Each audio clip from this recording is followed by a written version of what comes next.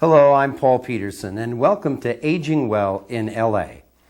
Today we're going to have a conversation with one of our new contributors, Dr. Paige Mars, who has been putting together segments on relationship issues.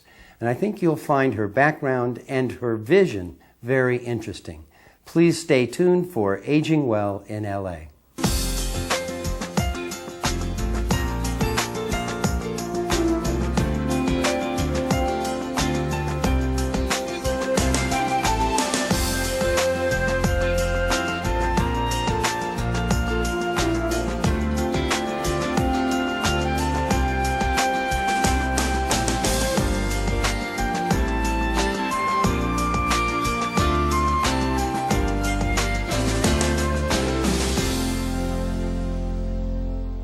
Welcome back to Aging Well in LA, and I'd like you now to meet Dr. Paige Mars, who will be making a significant contribution to our show here, and we thought it'd be a good time to get to know you and learn some of your background and what you hope to bring to the Aging Well in LA show.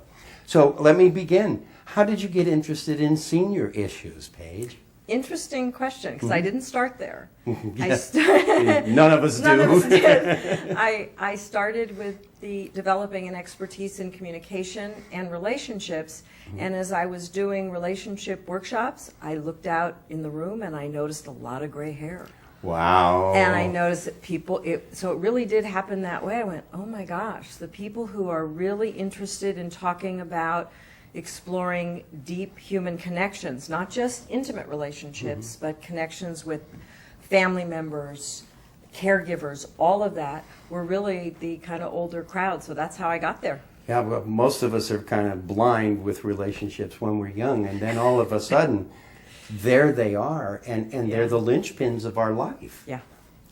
Yeah. So you were studying this in college, and you got your master's in human organization. Did I hear that? My master's is in human development. My doctorate is in human and organizational systems. Oh, systems. Yeah, wow. yeah. So it's systems theory, not organizing files. That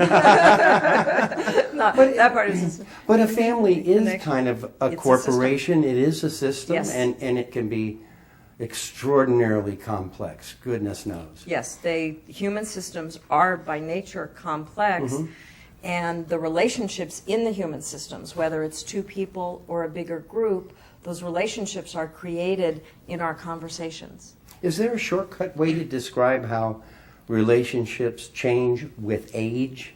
I would assume they get more profound, but are there benchmarks that you kind of have to watch, like, getting your kids out of the house, the empty nest thing, but what do you do with your spouse then? You mean when you want them out of the house? No. Boy, those are the You mean realities. when they come back? You mean when they come back home? Yeah, because that gets very complex. Yes, it does. Any significant change in the structure of a relationship creates pressure on the relationship itself. Maybe that's why it speeds up as we age, is that we're going through those thresholds of change or faster. Yes, As we start to lose our sight or our hearing or our mobility and motivation, we're faced with things that scare us. And yes, fear. Yes, now, fear. I noticed in some of the background material, what is it we fear about age? Is it because it's so mysterious, or do we think we're not going to handle it well?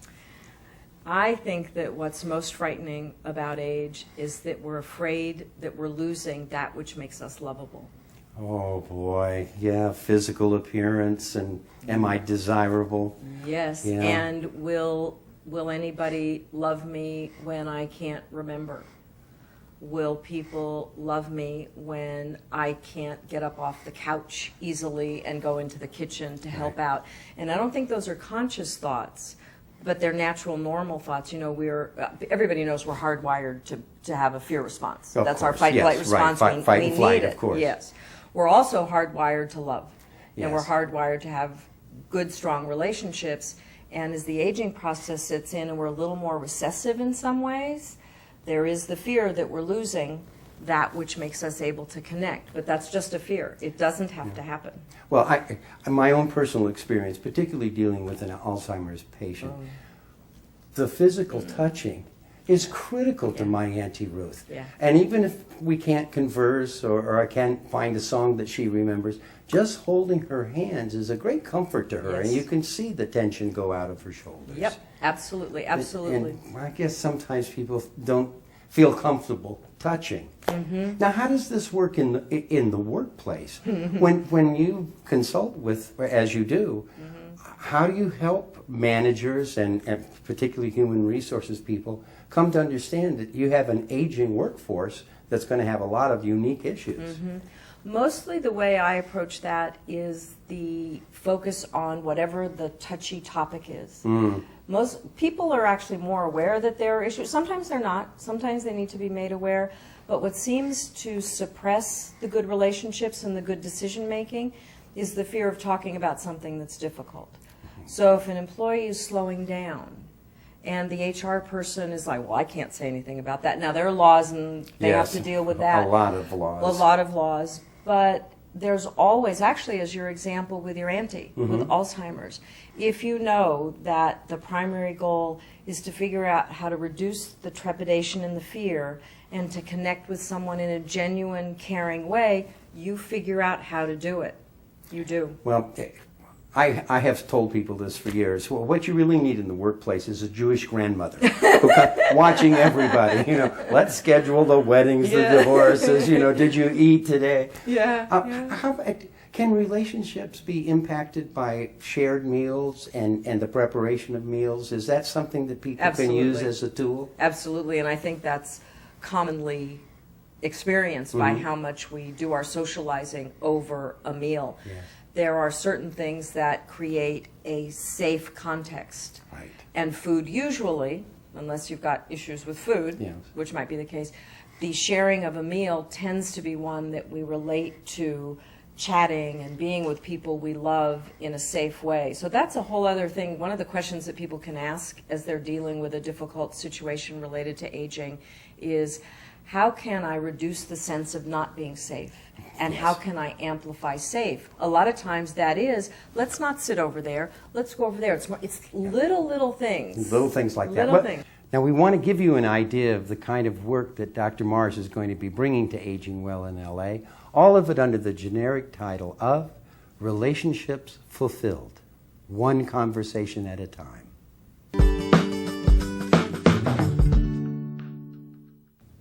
Let's talk about hearing aids.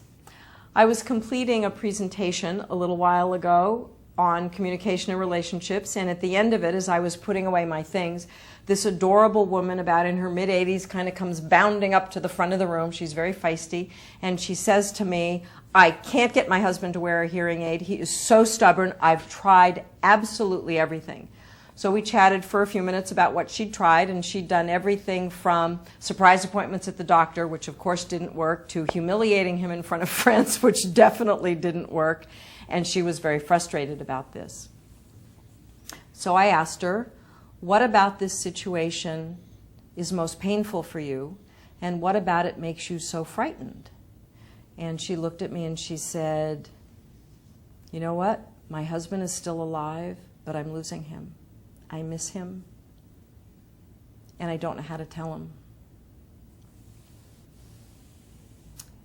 And I asked her again, if you had a way to tell him, do you think you could tell him that?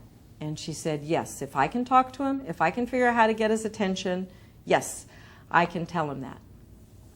So then we worked on an opening line for her discussion, and here's what we came up with.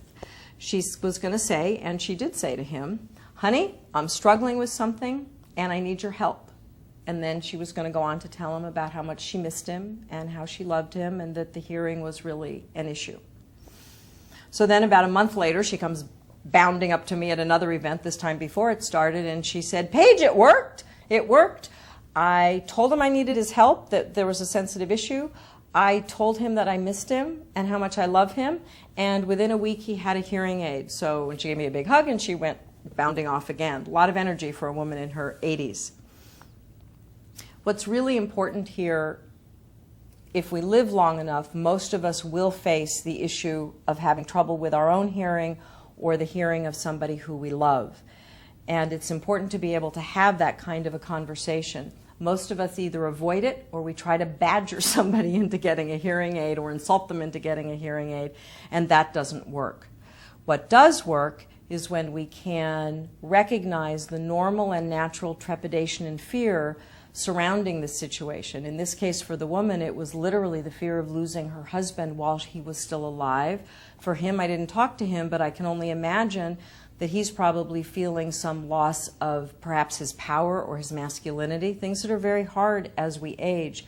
But once we recognize that fear, then naturally it tends to dissipate and we can set it aside, and in its place we're able to move ourselves into a real heart-loving connection and have a great conversation with this person about a very touchy topic. And in that way, when we can recognize the fear and move ourselves to a loving place, we're able to experience creating a relationship fulfilled just one conversation at a time. Wasn't that fascinating? Thank you, Paige. That's really amazing. But that's a lot of ground to cover, and we'll talk more about relationships fulfilled when we come back.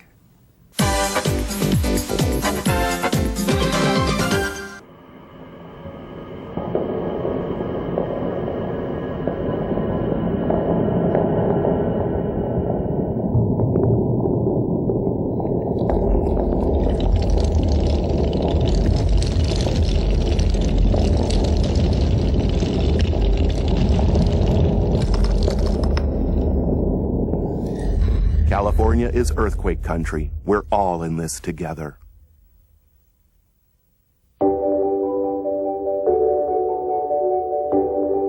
Moving is so much of who we are.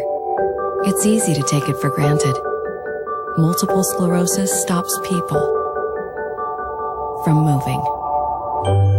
We exist to make sure it doesn't. Join the movement, the National Multiple Sclerosis Society, at nationalmssociety.org.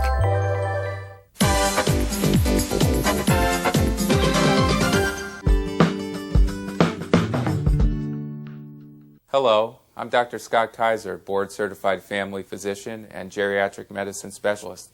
Welcome to The Empowered Patient. Today we have a very special guest. We have Carolyn Black with us, who has had a lot of experience in taking charge of her health. She's used the booklet Talking with Your Doctor to make the most out of her healthcare encounters. Hi, Carolyn. How are you? Hello, doctor. It's nice to see you. Nice to see you again. Yeah. So you used this booklet and you made photocopies. So you have a blank sheet, a blank version of each worksheet to bring to you with each visit. I did. And you found this extremely helpful. I liked it so much because usually when I get to the doctor, he says, well, how are you? And I'll say, I don't know. But I looked in this book and it has a page, a worksheet, where I could write down all of my most important problems that I was having so that when I got to see you, I'd say, you know, my knee's really been bothering me a lot, and I don't really know what to do. And also, I've been having some breathing problems, and I wrote all these things down so that when I get to see you, I won't forget. So you were going to the doctor, and you would have a lot on your mind, and you wouldn't necessarily get to the things that you wanted to discuss. So having this list helped you keep everything organized so that you could get more out of your visit. Absolutely. It's really been a big help every time I've gone to the doctor, which I've used it twice so far, and it's really good. It sounds like the doctor was always busy and in a hurry, and with that, you couldn't get to the things you wanted to talk about. And he'd come in and he'd start and he'd say, well, just a minute, I have to answer the phone. And then I'd forget about what I was talking to him about. And then he'd come back in and he'd say, what were you saying? And I'd say, I forgot. Geez. And he said, then just a minute. Then the nurse would knock at the door and he said, excuse me. And he'd run out again. And I'd forgotten by the time he came. All too common a story these days. That's a common scenario where the doctor's distracted and called out of the room, and and pulled in a million different directions. And from my point of view, I mean, that's a terrible thing. And I think it's important to try and get your healthcare provider on task and focus on the task at hand. And using this list, I think you might be able to help them do that. This is just for me. That is just for you. And that's what I like about talking with your doctor. It has this worksheet where it can be detailed for me, just for me and the doctor. We can talk together. So you use this booklet and you made copies of these sheets so that for each visit you can bring the information and take the new notes. Absolutely. And I can write down what he tells me. And usually when I get home, I'll say, what did he say? And then I'll say, oh, I looked in the book. I wrote it down. He said, Carol, you can really have to walk more. And I love walking. And he said, you have to exercise more. And he said, you have to eat right. So I wrote all these things down. And I look at the book often when I get home. And it's really been a big help. So here on your list of medications you were going through, you have the name of the drug, what it's for, its indication, what it's for, when it was started, who prescribed it, what it looks like, the dose, and the particular instructions. And you can always be updating this list then and making any necessary changes. So I write down the medications that I'm taking. I'm taking medication for my cholesterol, and that's really important. So I write them. They say, what is the medication? And I have to look in my purse and get the name of the drug, write it down, what it's for, and the date that I started it, which is very good because the doctor said, how long have you been taking this? And I don't remember. And one time I took this drug and it made me sick.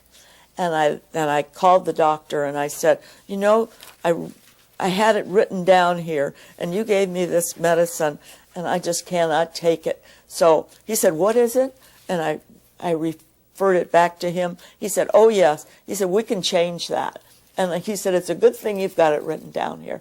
These days, more and more of us are on more and more medications. It's not uncommon for a senior to be on multiple medications. I'm on a lot. Yeah. But I want to stay well. And this talking with your doctor and writing everything down really helps me stay well because I plan to live to be 125. And I'm only 125. 125. Now I'm only 87 and a half. 87 and a half years I'm young. almost there. I'm almost there. And maybe I'll go past there. Why not? Just never Why not? know. So then as you take this list around, as you go to different doctors, each doctor might add a different medication. Before you know it, you could be on 20 medicines. So you really need somebody to oversee this list and look and say, well, what's really necessary? What perhaps could we even take off so that you're on the medications you actually need? I found it really helpful.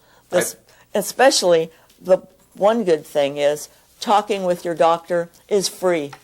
And that's not another expense that I have to go and buy another book.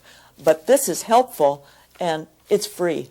Thank you so much for joining us here. Thank you Always for a seeing me, pleasure. doctor. Nice to see you. Nice seeing you. I am taking charge of my health.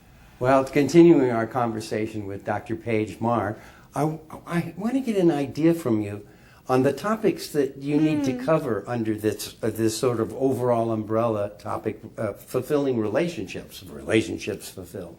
Can you give us a hint of what's coming? Yes, I can. So the larger topic is relationships fulfilled one conversation at a time. And the reason it's even one conversation at a time, which will come out in the segments, is that our relationships actually are created one conversation at a time. If you think about it, most of what we do to create a relationship is communicate. Right. One at a time can make it or break it.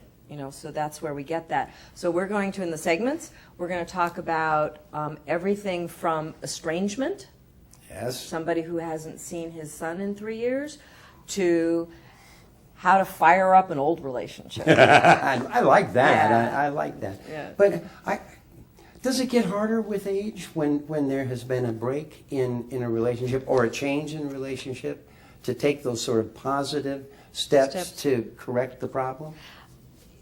I'm not sure it gets harder with age. I think what happened, because it's hard when we're younger too if we Right, don't. right. That's the truth, and It- a lot of trouble develops out of this difficulty. Younger, but I think what happens is that we care more about our relationships Yes. as we age, so we're more aware that we don't know how to do it.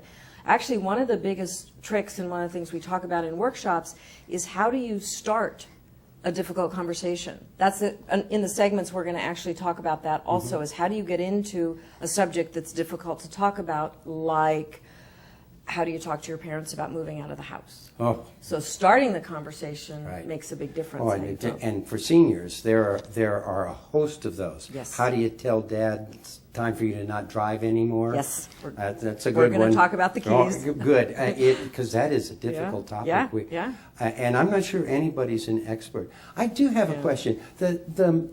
There's this term called emotional baggage, where you have carried so much experience, some of it negative, Mm-hmm. into or carrying it forward in a relationship.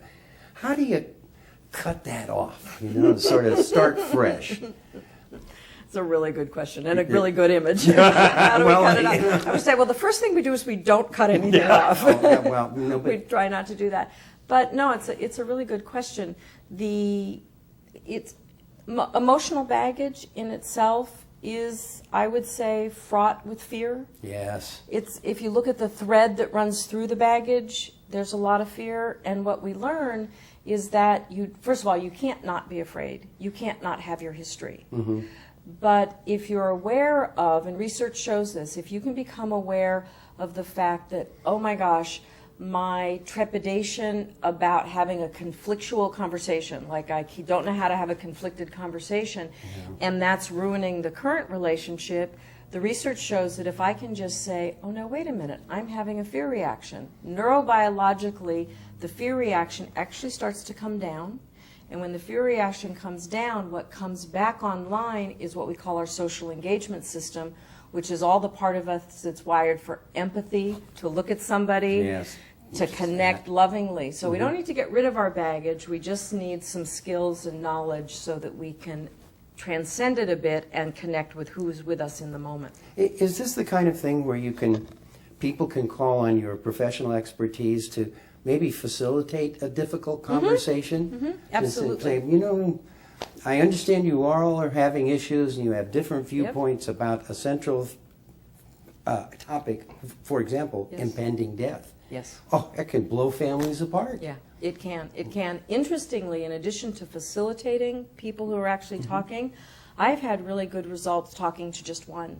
Just one Yeah. party? Yeah, So- wow. Yeah, you could even say it takes one to have a great relationship. Now, Uh-huh. over time, it does take more than one, but it only takes one to get it started in the right direction. And you'd be surprised if people know how to move from this difficult area where there's a lot of trepidation and anxiety and resentment and crankiness and Yeah. all of that. All of that. that. I know all of those. Yeah, all of the baggage.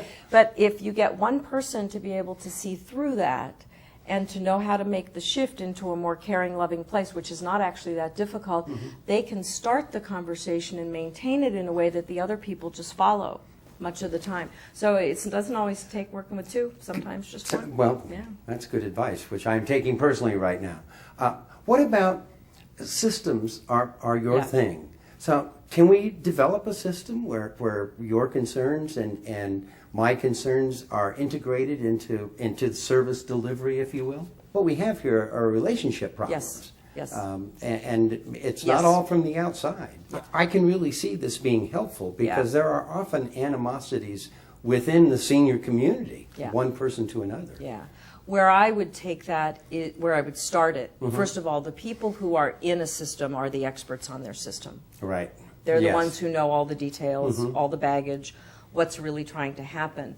What people don't often look at, and this is actually something I was talking about with a group in Santa Monica, the commissioners on Oh, aging, yes, commissioner, right, where right. we look at if we bring to the forefront the fundamental question of how do I make people feel safe enough to communicate openly and honestly when we're in a context where we're dealing with situations, aging, Yes. the losses of aging, that is inherently scary.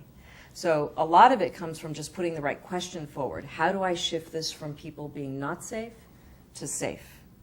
I keep thinking of my experience as a counselor at camp when I was very much older. And I finally boiled it down with these kids who were at the Y camp. That, look, there are 4 things that'll help you. Yeah. Say please, thank you, excuse me, and I'm sorry. Yeah, yeah. You know, it's just like, Yeah. isn't it that simple? We learned that in kindergarten. It is. It is. Now, I actually have one of the things I do teach is a 6-step process. I won't go over the whole 6 steps right now, but there is a 6-step process that each of us can use individually to shift us from a state where we can't really connect well to where we can be centered and grounded, not just caringly, but so our head is working well. Right. Well, we'll look forward to that explanation. Remember that, a 6-step process. It's been wonderful visiting Thank with you. you. You Thank too. you, and welcome It's to the wonderful. Aging Family. Thank you. And we look forward to seeing you again next time on Aging Well in LA.